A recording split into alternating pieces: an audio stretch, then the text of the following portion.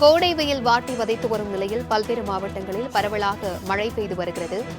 மேலும் அடுத்த 3 மணி நேரத்திற்கு செங்கல்பட்டு ஆகிய இடங்களில் மழைக்கு வாய்ப்பிருப்பதாக சென்னை வானிலை ஆய்வு மையம் தெரிவித்திருக்கிறது. இதுகுறித்தான கூடுதல் விவரங்களுடன் இணைகிறார் எமது செய்தியாளர் ஷெலினா.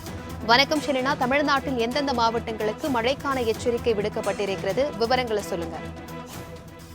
தமிழகத்தில் கோடை வெயிலின் தாக்கம் என்பது தற்பொழுது குறைய தொடங்கி இருக்கிறது. பல்வேறு மாவட்டங்களில் தொடர்ச்சியாக மழை பெய்து வருகிறது.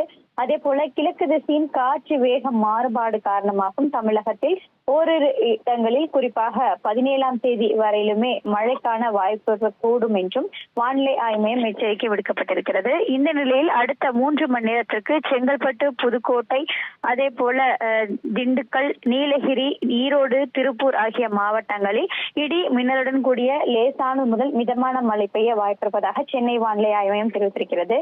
சென்னையை பொறுத்தவரையிலும் அடுத்த 24 மணி நேரத்திற்கு வானம் ஓரளவு மேகமூட்டத்துடன் காணப்படும் என்றும், அதே போல மாலை அல்லது இரவு நேரங்களில் லேசான மழைக்கு வாய்ப்பு இருக்கக்கூடும் என்றும் வானிலை ஆய்வு மையம் எச்சரிக்கை விடுக்கப்பட்டிருக்கிறது.